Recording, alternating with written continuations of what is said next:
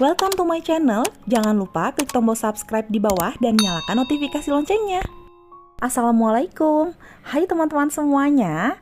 Di video kali ini aku mau berbagi resep bolu pisang nih teman-teman. Ini resep andalanku.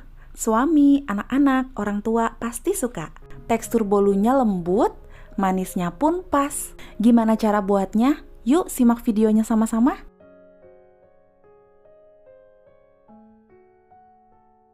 Pertama-tama, siapkan 3-4 buah pisang ambon atau ambon lumut yang sudah overripe atau kelewat matang. Teman-teman wajib menggunakan pisang yang sudah kelewat matang untuk hasil bolu pisang yang lebih enak dan juga wangi. Di sini aku menggunakan 4 buah pisang ambon lumut ukuran sedang, beratnya kurang lebih kisaran 300-350 gram.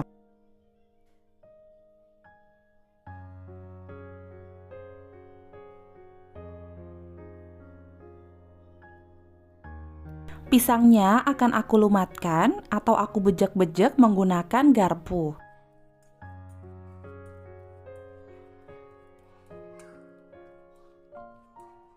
Melumatkan pisangnya tidak perlu terlalu halus, kira-kira sampai seperti ini saja, cukup ya.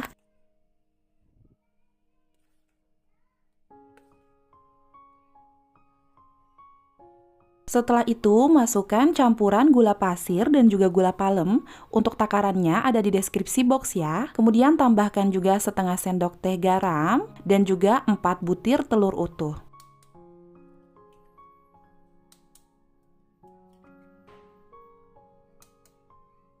Dan juga tambahkan setengah sendok teh pasta vanila atau vanilla essence. Kemudian ini akan kita aduk atau kita mixer dengan kecepatan rendah terlebih dahulu. Kemudian tingkatkan kecepatannya atau naikkan kecepatannya secara bertahap ya.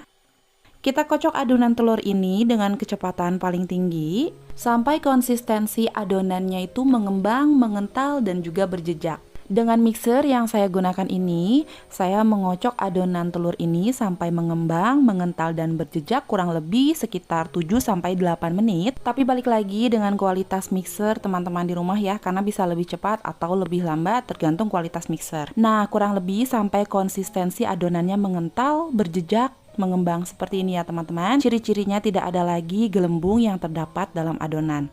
Kalau konsistensi adonannya sudah seperti ini, mixernya bisa kita matikan terlebih dahulu. Dan di sini kita akan masukkan bahan kering yang terdiri dari terigu dan juga bubuk kayu manis secara bertahap ya.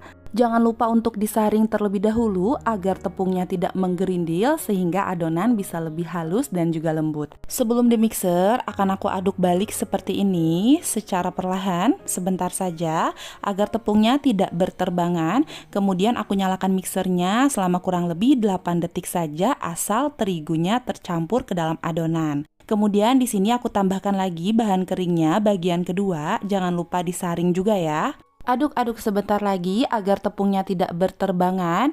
Dan ini lagi-lagi kita mixer sebentar saja, cukup 8 detik asal tepungnya tercampur ke dalam adonan. Jangan terlalu overmix ya. Selanjutnya untuk bahan kering bagian akhir atau bagian ketiga, jangan lupa ditambahkan dengan baking powder dan juga baking soda ya. Jangan lupa disaring agar tepungnya tidak menggerindil. Kalau ada bahan yang menggumpal bisa ditekan dengan sendok seperti ini.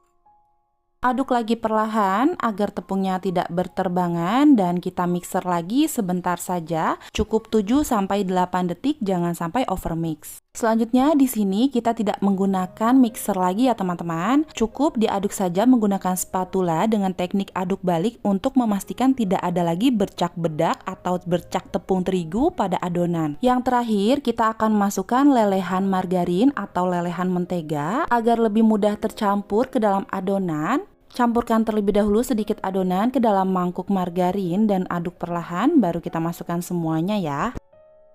Kemudian di sini kita aduk menggunakan teknik aduk balik dengan spatula. Pastikan tidak ada lagi cairan atau lelehan margarin yang tertinggal di adonan. Pastikan lelehan margarinnya tercampur secara merata ke dalam adonan.